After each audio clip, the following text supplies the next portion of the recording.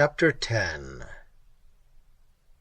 Lulled in the countless chambers of the brain, our thoughts are linked by many a hidden chain.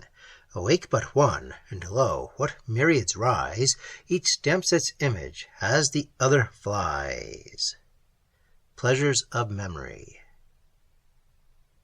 Emily pursued her journey without any accident along the plains of Languedoc towards the northwest, and on this her return to Toulouse, which she had last left with Madame Montoni, she thought much on the melancholy fate of her aunt, who, but for her own imprudence, might now have been living in happiness there. Montoni, too, often rose to her fancy, such as she had seen him in his days of triumph, bold, spirited, and commanding, such also as she had since beheld him in his days of vengeance, and now only a few short months had passed, and he had no longer the power or the will to afflict. He had become a clod of earth, and his life was vanished like a shadow. Emily could have wept at his fate had she not remembered his crimes. For that of her unfortunate aunt she did weep, and all sense of her errors was overcome by the recollection of her misfortunes. Other thoughts and other emotions succeeded as Emily drew near the well-known scenes of her early love, and considered that Valancourt was lost to her and to himself for ever. At length she came to the brow of the hill whence, on her departure for Italy, she had given a farewell look to this beloved landscape, amongst whose woods and fields she had so often walked with Valancourt, and where he was then to inhabit when she should be far, far away.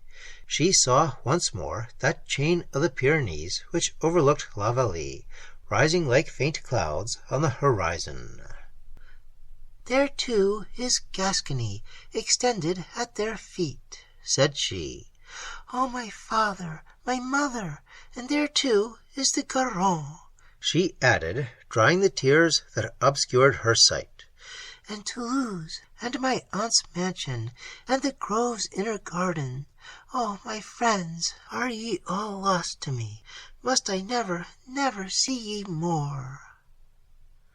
Tears rushed again to her eyes, and she continued to weep, till an abrupt turn in the road had nearly occasioned the carriage to overset, when, looking up, she perceived another part of the well-known scene around Toulouse, and all the reflections and anticipations which she had suffered at the moment when she bade it last adieu came with recollected force to her heart. She remembered how anxiously she had looked forward into futurity, which was to decide her happiness concerning Valancourt, and what depressing fears had assailed her. The very words she had uttered as she withdrew her last look from the prospect came to her memory. "Could I but be certain," she had then said, "that I should ever return, and that Valancourt would still live for me, I should go in peace." Now that futurity, so anxiously anticipated, was arrived. She was returned, but what a dreary blank appeared! Valancourt no longer lived for her. She had no longer even the melancholy satisfaction of contemplating his image in her heart, for he was no longer the same Valancourt she had cherished there. The solace of many a mournful hour, the animating friend that had enabled her to bear up against the oppression of Montoni, the distant hope that had beamed over her gloomy prospect. On perceiving this beloved idea to be an illusion of her own creation, Valancourt seemed to be annihilated, and her soul sickened at the blank that remained. His marriage with the rival, even his death, she thought she could have endured with more fortitude than this discovery, for then, amidst all her grief, she could have looked in secret upon the image of goodness which her fancy had drawn of him, and comfort would have mingled with her suffering. Drying her tears, she looked once more upon the landscape which had excited them, and perceived that she was passing the very bank where she had taken leave of Valancourt on the morning of her departure from Toulouse, and she now saw him through her returning tears, such as he had appeared when she looked from the carriage to give him a last adieu. saw him leaning mournfully against the high trees, and remembered the fixed look of mingled tenderness and anguish with which he had then regarded her. This recollection was too much for her heart, and she sunk back in the carriage, nor once looked up till it stopped at the gates of what was now her own mansion. These being opened, and by the servant to whose care the chateau had been entrusted, the carriage drove into the court, where, alighting, she hastily passed through the great hall, now silent and solitary, to a large oaken parlour, the common sitting-room of the late Madame Montoni, where, instead of being received by Monsieur Quesnel, she found a letter from him, informing her that business of consequence had obliged him to leave Toulouse 2 days before. Emily was, upon the whole, not sorry to be spared his presence, since his abrupt departure appeared to indicate the same indifference with which he had formerly regarded her. This letter informed her also of the progress he had made in the settlement of her affairs, and concluded with directions concerning the forms of some business which remained for her to transact. But Monsieur Quesnel's unkindness did not long occupy her thoughts, which returned to the remembrance of the persons she had been accustomed to see in this mansion, and chiefly of the ill-guided and unfortunate Madame Montoni. In the room where she now sat, she had breakfasted with her on the morning of their departure for Italy, and the view of it brought most forcibly to her recollection all she had herself suffered at that time, and the many gay expectations which her aunt had formed respecting the journey before her.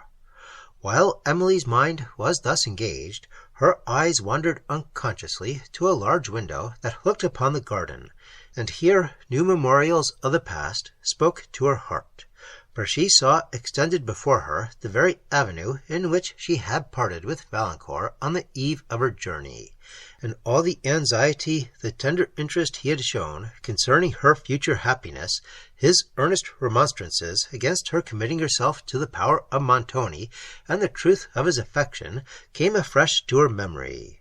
At this moment it appeared almost impossible that Valancourt could have become unworthy of her regard, and she doubted all that she had lately heard to his disadvantage, and even his own words, which had confirmed Count de Villefort's report of him. Overcome by the recollections which the view of this avenue occasioned, she turned abruptly from the window, and sunk into a chair beside it, where she sat, given up to grief, till the entrance of Annette with coffee aroused her. "Dear Madame, how melancholy this place looks now," said Annette, "to what it used to do. It is dismal coming home when there is nobody to welcome one." This was not the moment in which Emily could bear the remark. Her tears fell again, and as soon as she had taken the coffee, she retired to her apartment, where she endeavoured to repose her fatigued spirits. But busy memory would still supply her with the visions of former times. She saw Valancourt interesting and benevolent as he had been wont to appear in the days of their early love, and amidst the scenes where she had believed that they should sometimes pass their years together. But at length sleep closed these afflicting scenes from her view.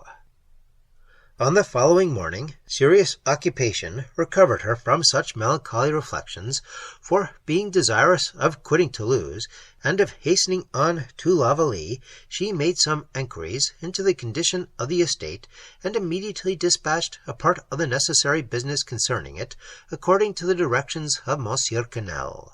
It required a strong effort to abstract her thoughts from other interests sufficiently to attend to this, but she was rewarded for her exertions by again experiencing that employment is the surest antidote to sorrow. This day was devoted entirely to business, and, among other concerns, she employed means to learn the situation of all her poor tenants, that she might relieve their wants or confirm their comforts. In the evening her spirits were so much strengthened that she thought she could bear to visit the gardens where she had so often walked with Valancourt, and knowing that if she delayed to do so, their scenes would only affect her the more whenever they should be viewed, she took advantage of the present state of her mind and entered them. Passing hastily the gate leading from the court into the gardens, she hurried up the great avenue, scarcely permitting her memory to dwell for a moment on the circumstance of her having parted with Valancourt, and soon quitted this for other walks less interesting to her heart. These brought her at length to the flight of steps that led from the lower garden to the terrace, on seeing which she became agitated, and hesitated whether to ascend, but her resolution returning, she proceeded. "Ah," said Emily, as she ascended, "these are the same high trees that used to wave over the terrace, and these the same flowery thickets, the laburnum, the wild rose, and the cerinthe, which were so wont to grow beneath them. Ah, and there too, on that bank, are the very plants which Valancourt so carefully reared. Oh, when last I saw them!" She checked the thought, but could not restrain her tears, and after walking slowly on for a few moments, her agitation upon the view of this well-known scene increased so much that she was obliged to stop and lean upon the wall of the terrace. It was a mild and beautiful evening. The sun was setting over the extensive landscape, to which his beams, sloping from beneath a dark cloud that overhung the west, gave rich and partial coloring, and touched the tufted summits of the groves that rose from the garden below with a yellow gleam. Emily and Valancourt had often admired together this scene at the same hour, and it was exactly on this spot that, on the night preceding her departure for Italy, she had listened to his remonstrances against the journey and to the pleadings of passionate affection. Some observations which he made on the landscape brought this to her remembrance, and with it all the minute particulars of that conversation. The alarming doubts he had expressed concerning Montoni, doubts which had since been fatally confirmed. The reasons and entreaties he had employed to prevail with her to consent to an immediate marriage, the tenderness of his love, the paroxysms of his grief, and the conviction he had repeatedly expressed that they should never meet again in happiness. All these circumstances rose afresh to her mind, and awakened the various emotions she had then suffered. Her tenderness for Valancourt became as powerful as in the moments when she thought that she was parting with him and happiness together, and when the strength of her mind had enabled her to triumph over present suffering, rather than to deserve the reproach of her conscience by engaging in a clandestine marriage. "Alas!" said Emily, as these recollections came to her mind, "and what have I gained by the fortitude I then practised? Am I happy now? He said we should meet no more in happiness. But, oh, he little thought his own misconduct would separate us and lead to the very evil he then dreaded." Her reflections increased her anguish, while she was compelled to acknowledge that the fortitude she had formerly exerted, if it had not conducted her to happiness, had saved her from irretrievable misfortune, from Valancourt himself. But in these moments she could not congratulate herself on the prudence that had saved her. She could only lament, with bitterest anguish, the circumstances which had conspired to betray Valancourt into a course of life so different from that which the virtues, the tastes, and the pursuits of his early years had promised. But she still loved him too well to believe that his heart was even now depraved, though his conduct had been criminal. An observation which had fallen from Monsieur St. Aubert more than once now occurred to her. "This young man," said he, speaking of Valancourt, "has never been at Paris." A remark which had surprised her at the time it was uttered, but which she now understood, and she exclaimed sorrowfully, "Oh, Valancourt, if such a friend as my father had been with you at Paris, your noble, ingenuous nature would not have fallen."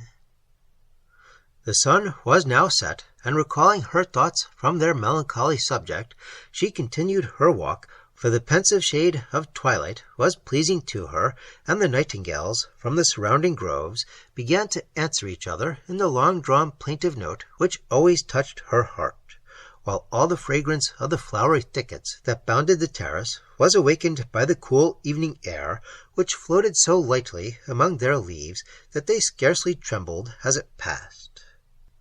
Emily came at length to the steps of the pavilion that terminated the terrace, and where her last interview with Valancourt, before her departure from Toulouse, had so unexpectedly taken place.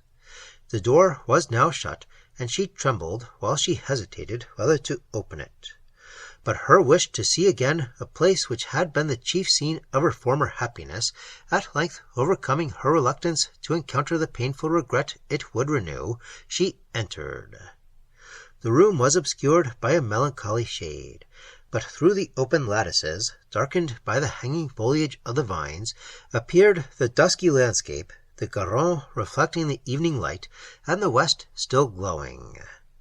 A chair was placed near one of the balconies, as if some person had been sitting there, but the other furniture of the pavilion remained exactly as usual, and Emily thought it looked as if it had not once been moved since she set out for Italy. The silent and deserted air of the place added solemnity to her emotions, for she heard only the low whisper of the breeze as it shook the leaves of the vines, and the very faint murmur of the Garonne. She seated herself in a chair near the lattice, and yielded to the sadness of her heart, while she recollected the circumstances of her parting interview with Valancourt on this spot. It was here, too, that she had passed some of the happiest hours of her life with him, when her aunt favoured the connection, for here she had often sat or worked, while he conversed or read, and she now well remembered with what discriminating judgment, with what tempered energy, he used to repeat some of the sublimest passages of their favourite authors. How often he would pause to admire with her their excellence, and with what tender delight he would listen to her remarks and correct her taste. "And is it possible," said Emily, as these recollections returned, "is it possible that a mind so susceptible of whatever is grand or beautiful could stoop to low pursuits and be subdued by frivolous temptations?" She remembered how often she had seen the sudden tear start in his eye, and had heard his voice tremble with emotion while he related any great or benevolent action, or repeated a sentiment of the same character. "And such a mind," said she, "such a heart were to be sacrificed to the habits of a large city." These recollections becoming too painful to be endured, she abruptly left the pavilion, and, anxious to escape from the memorials of her departed happiness, returned towards the chateau.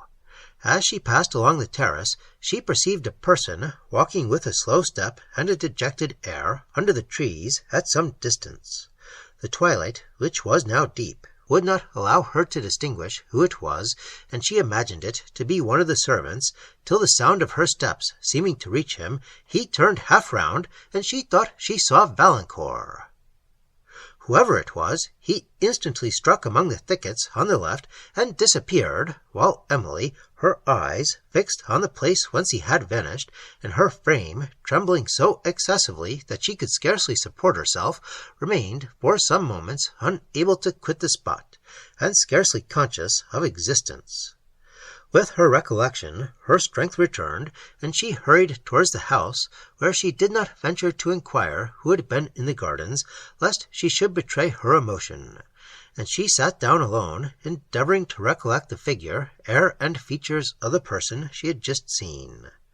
Her view of him, however, had been so transient, and the gloom had rendered it so imperfect, that she could remember nothing with exactness, yet the general appearance of his figure and his abrupt departure made her still believe that this person was Valancourt. Sometimes, indeed, she thought that her fancy, which had been occupied by the idea of him, had suggested his image to her uncertain sight, but this conjecture was fleeting. If it was himself whom she had seen, she wondered much that he should be at Toulouse, and more, how he had gained admittance into the garden. But as often as her impatience prompted her to inquire whether any stranger had been admitted, she was restrained by an unwillingness to betray her doubts, and the evening was passed in anxious conjecture and in efforts to dismiss the subject from her thoughts. But these endeavors were ineffectual, and 1,000 inconsistent emotions assailed her whenever she fancied that Valancourt might be near her. Now she dreaded it to be true, and now she feared it to be false, and while she constantly tried to persuade herself that she wished the person whom she had seen might not be Valancourt, her heart as constantly contradicted her reason. The following day was occupied by the visits of several neighbouring families, formerly intimate with Madame Montoni, who came to condole with Emily on her death, to congratulate her upon the acquisition of these estates, and to inquire about Montoni, and concerning the strange reports they had heard of her own situation. All of which was done with the utmost decorum, and the visitors departed with as much composure as they had arrived. Emily was wearied by these formalities, and disgusted by the subservient manners of many persons, who had thought her scarcely worthy of common attention, while she was believed to be a dependent on Madame Montoni. "Surely," said she, "there is some magic in wealth which can thus make persons pay their court to it, when it does not even benefit themselves. How strange it is that a fool or a knave with riches should be treated with more respect by the world than a good man or a wise man in poverty." It was evening before she was left alone, and she then wished to have refreshed her spirits in the free air of her garden, but she feared to go thither, lest she should meet again the person whom she had seen on the preceding night, and he should prove to be Valancourt. The suspense and anxiety she suffered on this subject, she found all her efforts unable to control, and her secret wish to see Valancourt once more, though unseen by him, powerfully prompted her to go, but prudence and a delicate pride restrained her, and she determined to avoid the possibility of throwing herself in his way, by forbearing to visit the gardens for several days. When, after near a week, she again ventured thither, she made Annette her companion, and confined her walk to the lower grounds, but often started as the leaves rustled in the breeze, imagining that some person was among the thickets, and at the turn of every alley she looked forward with apprehensive expectation. She pursued her walk thoughtfully and silently, for her agitation would not suffer her to converse with Annette, to whom, however, thought and silence were so intolerable that she did not scruple at length to talk to her mistress. "Dear madame," said she, "why do you start so? One would think you knew what has happened." "What has happened?" said Emily in a faltering voice, and trying to command her emotion. "The night before last, you know, madame." "I know nothing, Annette," replied her lady in a more hurried voice. "The night before last, madame, there was a robber in the garden." "A robber?" said Emily in an eager yet doubting tone. "I suppose he was a robber, madame. What else could he be?" "Where did you see him, Annette?" rejoined Emily, looking round her, and turning back towards the chateau. "It was not I that saw him, madame. It was Jean, the gardener. It was 12 o'clock at night, and as he was coming across the court to go the back way into the house, what should he see but somebody walking in the avenue that fronts the garden gate. So with that, Jean guessed how it was, and he went into the house for his gun." "His gun?" exclaimed Emily. "Yes, madame, his gun, and then he came out into the court to watch him.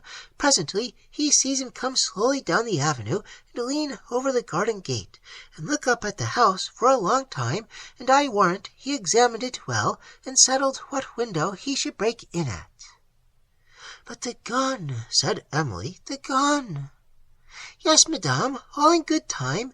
Presently, Jean says, the robber opened the gate and was coming into the court, and then he thought proper to ask him his business, so he called out again and bade him say who he was, and what he wanted. But the man would do neither, but turned upon his heel and passed into the garden again. Jean knew then well enough how it was, and so he fired after him." "Fired!" exclaimed Emily. "Yes, madame, fired off his gun. But, Holy Virgin, what makes you look so pale, madame? The man was not killed, I dare say, but if he was, his comrades carried him off, for when Jean went in the morning to look for the body, it was gone, and nothing to be seen but a track of blood on the ground. Jean followed it that he might find out where the man got into the garden, but it was lost in the grass, and—" Annette was interrupted, for Emily's spirits died away, and she would have fallen to the ground if the girl had not caught her and supported her to a bench close to them. When, after a long absence, her senses returned, Emily desired to be led to her apartment, and though she trembled with anxiety to inquire further on the subject of her alarm, she found herself too ill at present to dare the intelligence which it was possible she might receive of Valancourt. Having dismissed Annette, that she might weep and think at liberty, she endeavoured to recollect the exact air of the person whom she had seen on the terrace, and still her fancy gave her the figure of Valancourt. She had indeed scarcely a doubt that it was he whom she had seen, and at whom the gardener had fired, for the manner of the latter person, as described by Annette, was not that of a robber, nor did it appear probable that a robber would have come alone to break into a house so spacious as this. When Emily thought herself sufficiently recovered to listen to what Jean might have to relate, she sent for him, but he could inform her of no circumstance that might lead to a knowledge of the person who had been shot, or of the consequence of the wound. And after severely reprimanding him for having fired with bullets, and ordering diligent enquiry to be made in the neighbourhood for the discovery of the wounded person, she dismissed him, and herself remained in the same state of terrible suspense. All the tenderness she had ever felt for Valancourt was recalled by the sense of his danger, and the more she considered the subject, the more her conviction strengthened that it was he who had visited the gardens for the purpose of soothing the misery of disappointed affection amidst the scenes of his former happiness. "Dear madame," said Annette, when she returned, "I never saw you so affected before. I dare say the man is not killed." Emily shuddered, and lamented bitterly the rashness of the gardener in having fired. "I knew you would be angry enough about that, madame, or I should have told you before, and he knew so too, for, says he, 'Annette, say nothing about this to my lady. She lies on the other side of the house, so did not hear the gun, perhaps, but she would be angry with me if she knew, seeing there is blood. But then, says he, how is one to keep the garden clear if one is afraid to fire at a robber when one sees him?'" "No more of this," said Emily. "Pray leave me." Annette obeyed, and Emily returned to the agonizing considerations that had assailed her before, but which she, at length, endeavoured to soothe by a new remark. If the stranger was Valancourt, it was certain he had come alone, and it appeared, therefore, that he had been able to quit the gardens without assistance, a circumstance which did not seem probable had his wound been dangerous.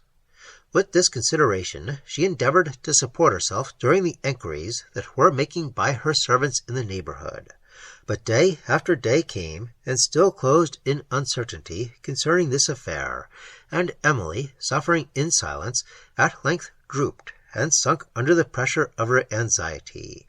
She was attacked by a slow fever, and when she yielded to the persuasion of Annette to send for medical advice, the physicians prescribed little besides air, gentle exercise, and amusement. But how was this last to be obtained? She, however, endeavoured to abstract her thoughts from the subject of her anxiety by employing them in promoting that happiness in others which she had lost herself, and when the evening was fine, she usually took an airing, including in her ride the cottages of some of her tenants, on whose condition she made such observations as often enabled her, unasked, to fulfil their wishes. Her indisposition, and the business she engaged in relative to this estate, had already protracted her stay at Toulouse beyond the period she had formerly fixed for her departure to La Vallée, and now she was unwilling to leave the only place where it seemed possible that certainty could be obtained on the subject of her distress.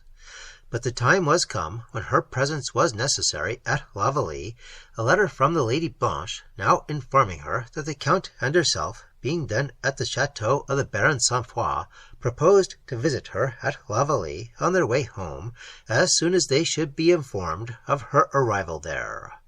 Blanche added that they made this visit with the hope of inducing her to return with them to Chateau le Blanc.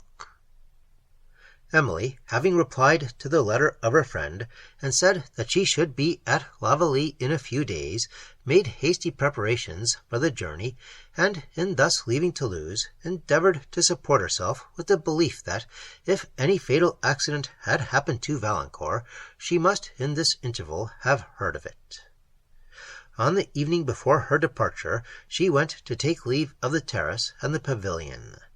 The day had been sultry, but a light shower that fell just before sunset had cooled the air, and given that soft verdure to the woods and pastures which is so refreshing to the eye, while the raindrops, still trembling on the shrubs, glittered in the last yellow gleam that lighted up the scene, and the air was filled with fragrance exhaled by the late shower from herbs and flowers, and from the earth itself. But the lovely prospect which Emily beheld from the terrace was no longer viewed by her with delight. She sighed deeply as her eye wandered over it, and her spirits were in a state of such dejection that she could not think of her approaching return to La Vallée without tears, and seemed to mourn again the death of her father as if it had been an event of yesterday.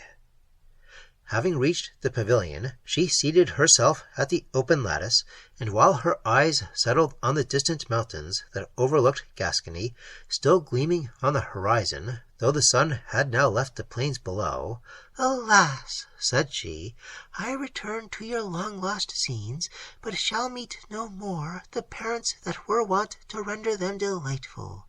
No more shall see the smile of welcome, or hear the well-known voice of fondness. All will now be cold and silent in what was once my happy home." Tears stole down her cheek as the remembrance of what that home had been returned to her, but after indulging her sorrow for some time, she checked it, accusing herself of ingratitude in forgetting the friends that she possessed, while she lamented those that were departed, and she at length left the pavilion and the terrace without having observed a shadow of Valancourt or of any other person.